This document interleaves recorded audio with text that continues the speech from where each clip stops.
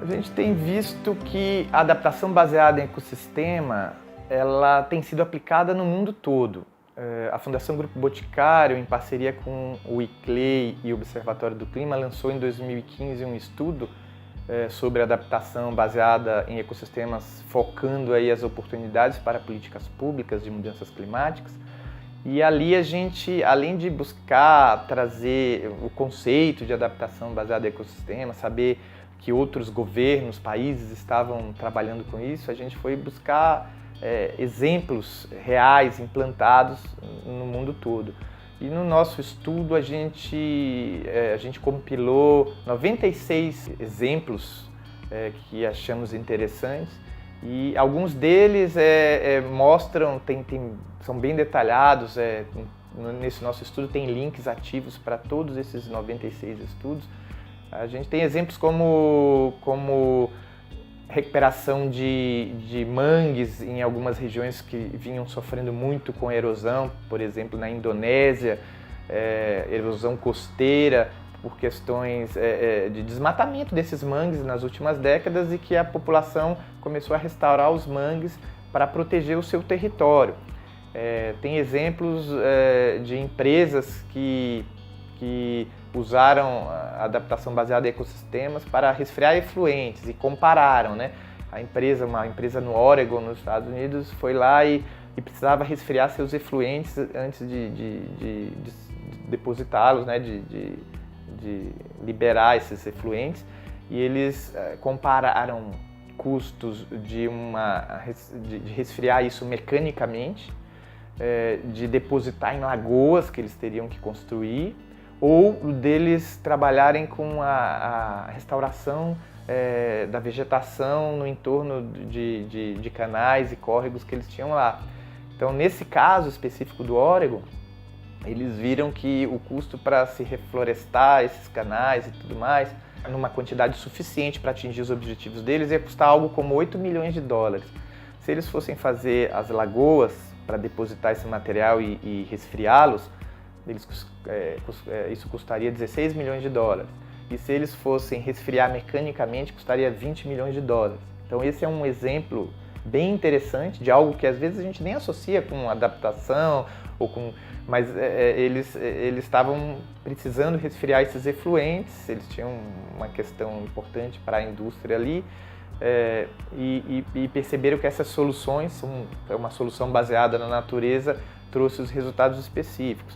Essas mais ligadas à recuperação de mangues, de florestas, também a gente tem visto no mundo inteiro. Parques lineares, algumas regiões que usaram técnicas mais antigas, como canalização de rios, construção de piscinões, e hoje estão quebrando tudo e fazendo o que se chama de renaturalização de rios, que é você desenterrar esses rios que foram de fato canalizados e enterrados, ficaram escondidos, e que causam muito problema. A gente vê isso muito no Brasil, em qualquer grande cidade, em qualquer região metropolitana do Brasil e do mundo, quando vem aquelas grandes enxurradas e a gente vê os bueiros jorrando água para cima, como se fosse uma fonte de água, em vez deles escoarem a água. Por quê? Porque não tem capacidade de absorver tanta água, foram dimensionados numa outra época, usando outros dados, outros parâmetros, que hoje não são mais válidos. Então, você tinha séries históricas das chuvas mais torrenciais, dos volumes máximos de água que caíam em determinadas regiões, mas essas séries históricas, infelizmente, hoje não valem mais, porque o clima que nós temos hoje, infelizmente, não é mais compatível com aquelas séries históricas. E qual é o problema? nós ainda não temos as novas séries históricas, porque nós estamos começando a viver esse novo clima. Então a gente vai demorar um pouco para começar a ter esses registros com esse clima atual. Isso se ele não mudar mais aceleradamente do que já mudou desde a Revolução Industrial até aqui.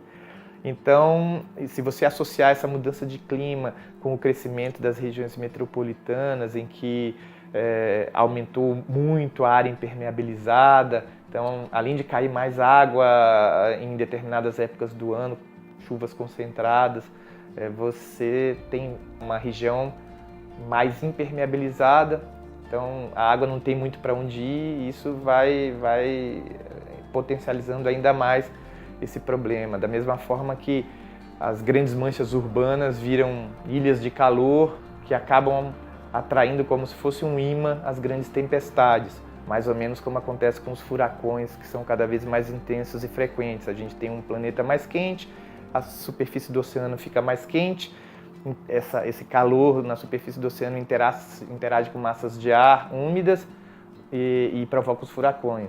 Nas nossas grandes metrópoles aqui, como São Paulo, Rio, Curitiba, Belo Horizonte e qualquer uma outra, a gente tem efeitos parecidos. Não chega a ser um furacão, mas a gente tem grandes tempestades. O calor da superfície da cidade é muito maior do que na zona rural, porque a gente tem concreto, asfalto.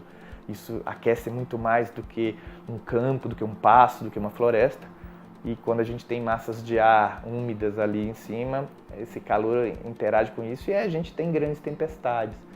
Então, quais seriam as soluções? A gente tem visto muita gente trabalhando com soluções como paredes verdes, telhados verdes, mais áreas verdes e permeáveis. Então, em alguns casos, tem cidade transformando até mesmo viadutos em parques lineares com plantas, diminuindo o número de pistas de grandes avenidas e reduzindo ou até impedindo a passagem de carros e fazendo grandes jardins, ciclovias, de forma a diminuir todos esses problemas, contribuir menos para emissões de gases de efeito estufa, absorver mais o calor e a água que cai em excesso.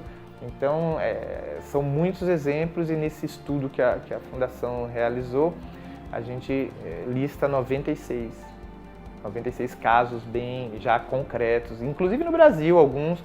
Tem uma na Bahia que eu lembro que o problema era uma região que tinha muita inundação e o projeto mapeou uma área de um rio que sofria muito alagamento e impactava muito a população, e o que foi feito lá foi plantar 400 mil mudas de árvores, com dois objetivos. Um era demarcar bem a área de vegetação nativa que deveria ter ali na margem daquele rio, e com isso até dificultar usos inadequados, né? Porque se a área está toda ela descampada e tal, é mais natural que as pessoas construam suas habitações ou outros equipamentos públicos, parques, praças e qualquer outra, ruas, porque está ali, vê aquela área ali disponível, e então tem essa coisa de ocupar com a vegetação natural e também absorver um pouco dessa água, isolar, separar um pouco a população do leito do rio, da margem do rio, e não só do leito, mas da área de influência principal do rio. Então a gente tem exemplos, a gente tem cidades no Brasil que já implementaram bastante ação, inclusive de adaptação baseada em ecossistema, no seu plano diretor, como na região, se não me engano, de Porto Seguro, na Bahia. Então a gente tem, e nesse estudo a gente cita alguns desses casos.